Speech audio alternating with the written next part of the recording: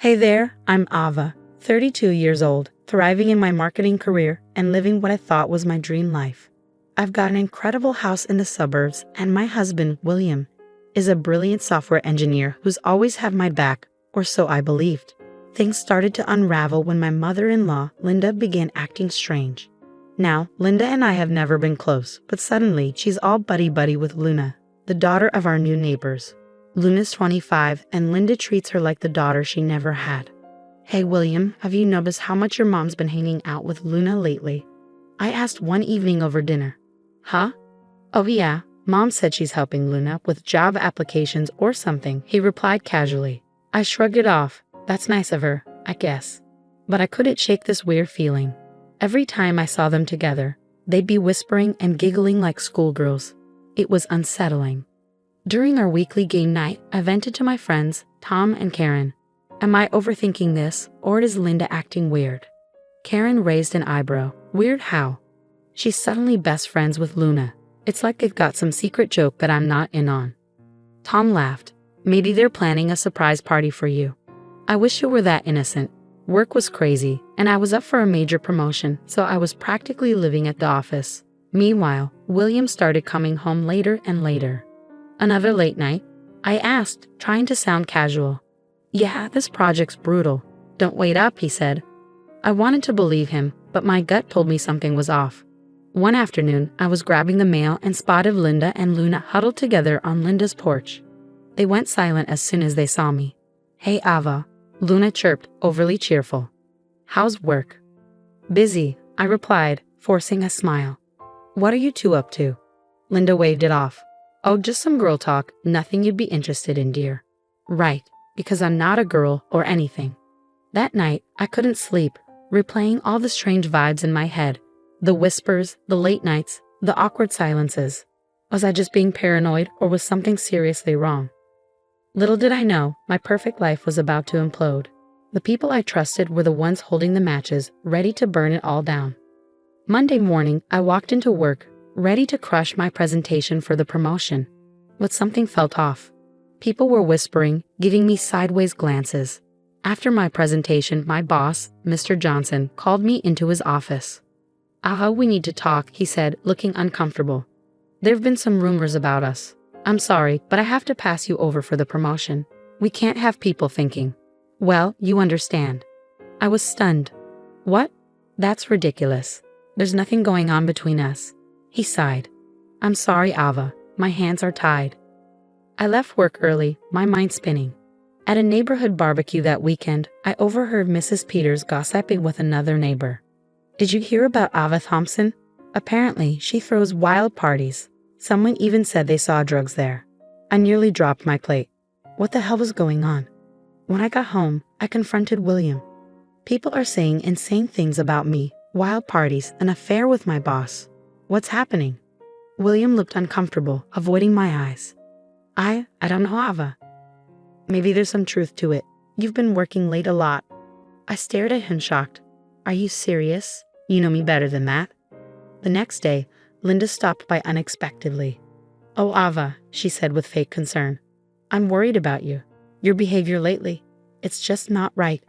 Maybe you should be careful. Before I could respond, Luna bounced in. Hey, William, ready for our run? She smiled and touched his arm, laughing at something he said, while he just stood there, not even trying to push her away. Even Tom and Karen started acting strange. At our next game night, Karen asked, hesitantly, Ava, is everything okay? We've been hearing things. I'm not having an affair, I'm not doing drugs, and I'm not throwing wild parties, I snapped. Tom looked skeptical. Look, if you need help. I stormed out, feeling more alone than ever.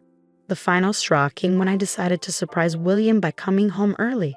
As I walked in, I heard laughter from upstairs. I rushed to our bedroom and froze. There was Luna, twirling in front of my mirror in my favorite dress. William was sitting on the bed, smiling at her. What the hell is going on here? I demanded. William jumped up, looking guilty.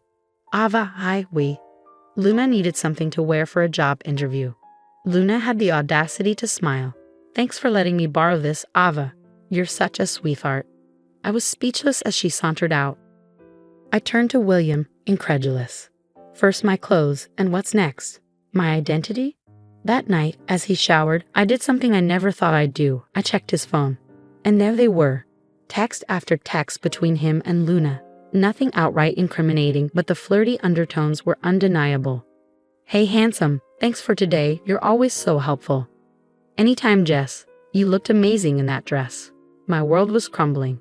My job, my reputation, my marriage, everything I had worked so hard for was slipping through my fingers. And for what? I hadn't done anything wrong. Lying in bed that night, with William snoring beside me, I made a decision. I wasn't going to be a victim anymore. Someone was orchestrating this nightmare, and I was going to find out who. And when I did, they'd regret ever messing with Ava Thompson. I'd had enough of being a pawn in someone else's twisted game. It was time to take control and uncover the truth. First step, install hidden cameras throughout the house. It felt wrong, but I was desperate. William, I'm heading out for a bit. I called out, my heart racing. Sure, babe. Everything okay? I forced a smile. Just peachy. Next stop, a private investigator's office. Dave, the PI, looked like he'd seen it all. So, you want me to tail your mother-in-law and some young neighbor? He asked. Eyebrow raised. Exactly. Something's not right, and I need proof. Back at work, I swallowed my pride and knocked on Mr. Johnson's door. Sir, can we talk? I need to explain what's really going on. He listened skeptical at first, but as I laid out the bizarre series of events, his expression softened. Ava, I had no idea. I received anonymous tips about your misconduct. I should have talked to you first. Relief washed over me, at least someone believed me. That night, I called an old friend, Alex, who had become a hotshot lawyer. I needed legal advice. Ava, long time no talk. What's up? I spilled everything. Alex whistled low. Damn girl. You're in a mess. But don't worry, we'll figure this out.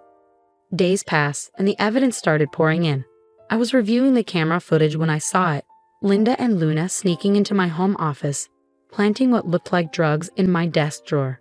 Those lying, manipulative. I bit back my words, fury building inside me. Then Dave called with more news.